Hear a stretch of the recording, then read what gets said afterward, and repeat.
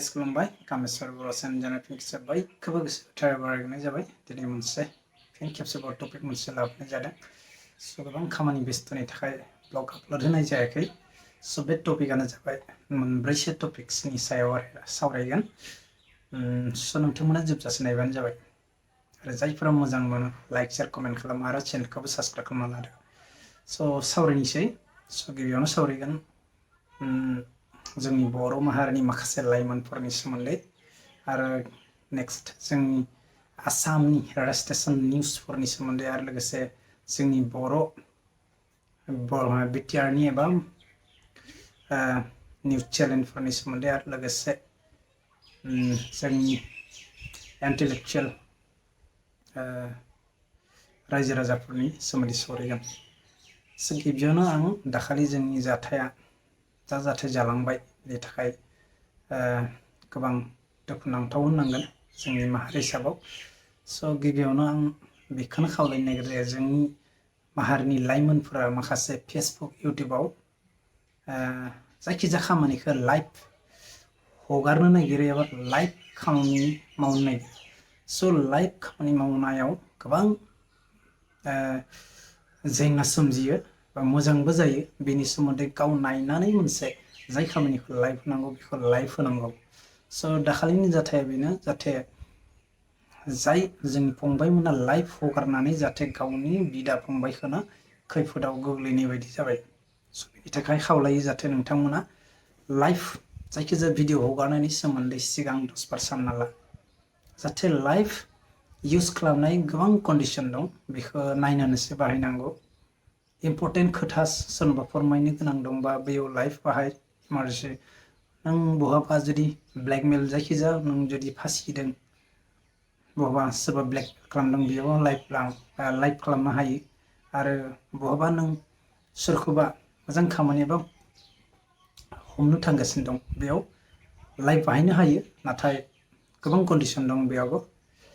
माखासे मालायखौ प्रुफ होनाय जायो लाइभआव आरो माखासे गावनिबो प्रुफ लाखिना एबा लाखिनाय बायदि जायो आरोना। स' बेखायनो जाहाथे जोंनि फंबाय मोना जाला माला लाइभ मानसि बुनाय मानसि बुथारनाय बेफोरखौ लाइभ हगारनाङा। बेयो मोनसे क्राइम। स' बेखायनो खावलायो जाहाथे बिदि नेक्स्ट जाहाथे जानो मोना।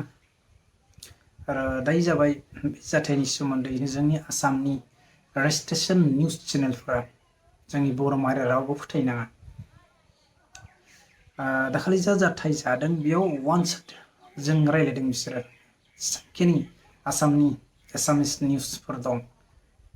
माने निउस लाइभ जायोबा फारनैथिंबो सावरायनाय जानांगौ अब्लासो बेखौ निउस लाइभ होननो हायो एबा मानिनो हायो। नाथाय फारसेथिं जानानै बांसिन बुंनाय नुबाय। स' बेखायनो आं दुखु मोनदों।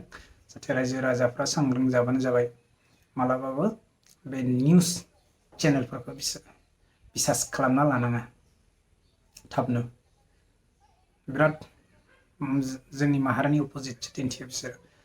आरो लोगोसे जोंनि बड'लेण्ड बिटिआरनि बड'लेण्ड रादाब आरो बड'लेण्ड बुब्लि निउस चेनेल। स' बिथांमोना गोबां मोजाङै जोंनि जाथाय जालांनाय निउसखौ होदों बिसोरनि थाखाय रोजा रोजा साबायखर थाबाय। आरो मोनसे आंनि चेलेन्ज जानानै खावलायनाय जे नोंथाङा नोंथांनि चेनेलाव जाहाथे जाय टपिकखौ जाहाथे एसामिस लेंगुवेजावबो दामनांगौ एबा सावरायनांगौ आं खावलायनाय। मानो होनबा बे टपिकआ माखासे टपिक थायो जाहाथे गुबुन माहारियाबो बे टपिकखौ बुजिनो मोननांगौ। जेब्ला आसामिसाव क्लियारलि स्पेस होगोन अब्लासो बुजिनो मोनगोन। बेखायनो खावलायनाय थाबाय आसा थाबाय निस्सय जाहाथे बड'लेण्ड बुब्लि ना बड'लेण्ड रादाब माखासे कन्टेन्ट लानानै जाहाथे बेलेग माहारिनि जानाय बे कन्टेन्टफोरखौ जाहाथे एसामिसै गोख्रोङै सावरायनाय जायो। स' आसा थाबाय निस्सय। आरो लास्टआव जोंनि इन्टेलेक्चुयेल जोंनि माहारिनि जेंनाफोरखौ जाहाथे जेंना बहाबा जायोबा जोंनि माहारिनि गासै इन्टेलेक्चुयेलफोरा खौसे जानानै बे जेंनाखौ सुस्रांनो थाखाय बयबो खौसे बाहागो लानांगौ एबा खौसे जानांगौ। पलिटिकेल समाव जायफोरा पलिटिकेलनि खामानि माव नाथाय पलिटिकेल जोबनायनि उनाव लोगो लोगो माहारिनि खामानि खौसे जानानै मावबानो जाबाय।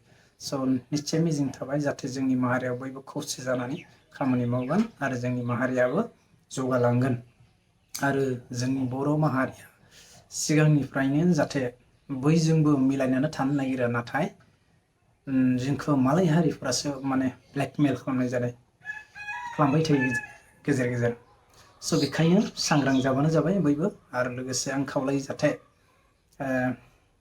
दाखालि दा जाथाय जालांबाय बेथ' जाखाबाय नङा होमबा बे जायफोरा जोंनि लाइमोनफोरा जायफोरा सांग्रां जानानै बेखौ मावनो थांनायाव बिसोरखौसो जेलाव लांनाय जाबाय स' खोनानो मोनदों बिसोरनि सायाव गुबुन गुबुन केसबो एलिगेसन खालामना होदों होननानै स' आंबो क्लियारि बे रिपर्टखौ नुवाखै जाहाथे गुबुन केसबो जाबना होदों होननानै खोनानो मोनदों स' दासिम गवाखै फंबाया स' आसा थाबाय निसय जोंनि माहारिया खौसे जानानै बिखौ जेलनिफ्राय बख'नाय जागोन आरो लोगोसे बेनो खावलायनाय जाहाथे बेयाव जुदि माबाफोर गेना गोरोन्थि मोनदोंबा नोंथांमोना निसय आंखौ कमेन्टनि गेजेरजों फोरमायहर जाहाथे बे नोंनि साननाया रं जादों होननानै स' आसा थाबाय निसय नोंथांफोरा रायजोफोर जायफोरा बेसेन गोसा समखौ आंनि ब्लगाव होनायनि थाखाय आंनि चेनेलजों रोजा रोजा साबायखर थाबाय जायफोर गोदान फैदों अननानै प्लिज आंनि चेनेलखौ साबस्क्राइब खालामना लादो